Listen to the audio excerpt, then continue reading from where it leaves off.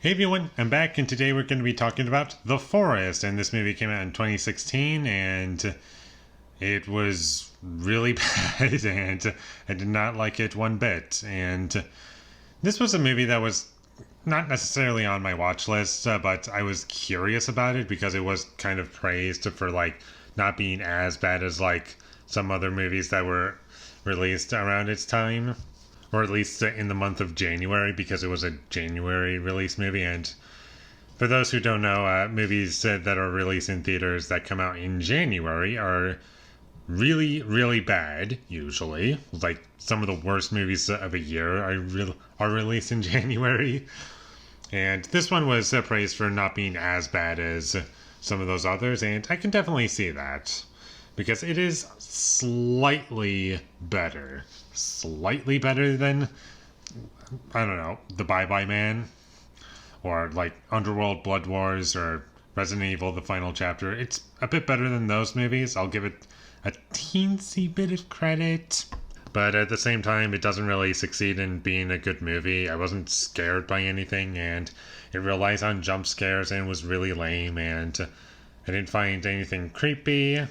And the only things that I kind of liked about it were, there was one shot that I liked where you get a good, it was like a wide shot that looked kind of nice, and you got a good sense of the location, and it was kind of cool to see that. And this movie takes place in Japan, and I was like, oh, that's kind of cool. It's not just a movie set in America. That was something that was slightly different, I guess. And I was expecting it to be similar to the Blair Witch Project, where you have a character who is looking for something in the woods just to make like a documentary out of it. I was expecting something like that, or even Adam Wingard's Blair Witch, where you have the brother of Heather who's looking for his sister. And in this movie, it's pretty similar, where you have twins, and one of the twins goes missing in the woods, and the woods is like a place where you kill yourself. Well, this specific forest, and it's a huge forest, and you can get lost easily if you don't stay on the path. And what do characters do? They get off the path and they get lost. And that doesn't happen immediately. That happens like halfway through the movie, where they have a little bit of hope because they see the character that they're looking for's tent and some of their laundry, I guess.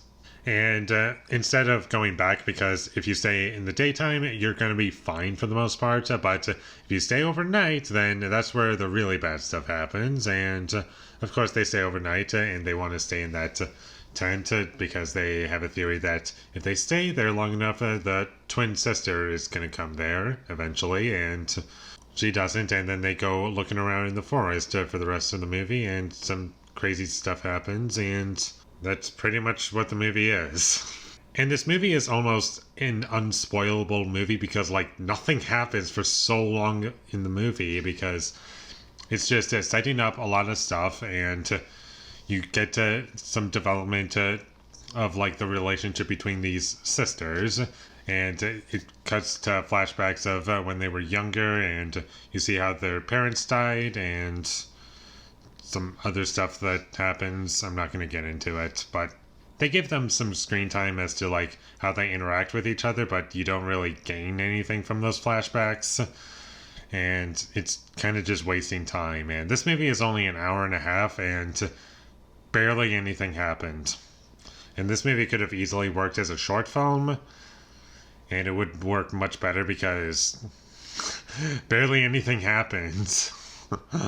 And just like really bad horror movies, there's lots of jump scares, there's lots of characters making really stupid decisions, and all of the characters in this movie are incredibly unlikable. There's not a thing to like about them, and the dialogue given to these characters is also really bad. No one even talks like a real person would, and they're just really irritating and frustrating, and it just leaves a bunch of unanswered questions. And I get that some of it was intentional to leave some questions unanswered, but at the same time, it doesn't add anything to the movie. And it was just frustrating to watch.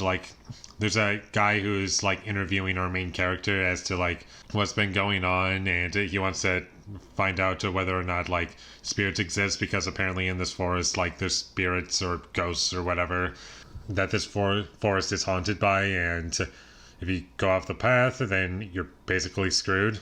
And he's just making an interview about our main character the whole movie, and it doesn't really go anywhere, really. Like, that whole element, I get why it's kind of there to some extent, but by the end of the movie, it was kind of pointless, and there's some really cheesy effects in this movie that I didn't think aged well, and this movie isn't that old. It's like 6 years old at this point, and the special effects, they don't look great. And there's some really manipulative music, and the music in this movie was really bland and forgettable, and it just has that checklist of horror movies. And I've mentioned this already, how that there's jump scares in the movie, and it's just the checklist of everything goes silent, and all the sound drowns out, and then just like that, jump scare. And it's really loud and annoying, and you can easily avoid being startled, because that's all jump scares do, is startle you. Well, not every single jump scare in every movie ever is created equally, but most of them get this treatment. But all you have to do to avoid being startled by a jump scare is put the movie on mute, or just cover your ears. And once you do that, the horror is completely drained from the movie. You will not feel one thing throughout the whole movie. You don't have to worry about the loud noise piercing your ears and getting you one step closer to becoming deaf. So that's what I would recommend you do, is to put on the subtitles and watch without sound if you watch this movie. But if you do that, then you don't get some really funny bad moments when characters are talking like no human being would talk like this ever, and they're just like the stupidest people ever. And the performances in this movie don't add to the film at all.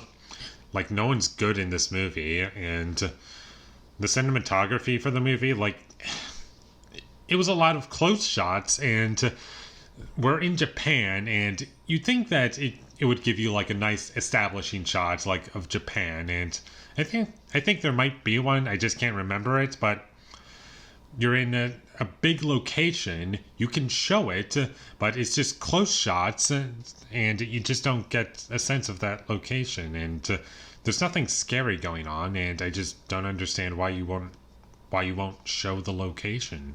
And that's about all I have to say about The Forest. It's terrible. There isn't anything good about it, really. The only things that I enjoyed were when it was laughably bad, and that was about it. I wasn't scared. I didn't like the characters. I didn't like the story, and the music was bland and boring and added nothing to the film. And it's just another horror movie that somehow wasn't as bad as the average January movie you would watch. It's slightly better because some things aren't handled as poorly as some other terrible movies I've seen that were released in January. I know I keep saying January releases, but like I said before, January is pretty well known for, or at least people who watch a lot of movies in theaters. January is the worst month of the year for the most part. Like, basically no good movies come out in January. Not even no good movies, not even okay movies. They're just all bad. Some worse than others, but they get some really bad stuff, and I really don't like that. So unfortunately, I cannot recommend that you check this movie out. Even as a funny bad movie, it's not that great. The laughs I got were pretty spread out, so unfortunately, I can't even recommend this movie as a funny bad movie. So skip this movie if you ever come across it. And apparently there's a bunch of other things called The Forest or whatever that I found on Netflix. Like, there's a mini-series called The Forest, and that's an entirely different thing that I don't even know. I've never seen it. Maybe it's good, maybe it's not. Who knows? I'm only talking about the 2016 The Forest. So skip this one, don't bother, and I'm going to give The Forest a 2 out of 10. Thank you for watching my videos as always. If you enjoyed this review, be sure to leave a like and comment down below you thought of The Forest, and my social media links, they will all be in the description, so follow me there. And last but not least, subscribe to be a part of Foley Nation, and I'll see you when I get my next review up, and that is going to be for Vice, directed by Adam McKay, so look forward to that. But until I get that up, thank you for watching and have a great day.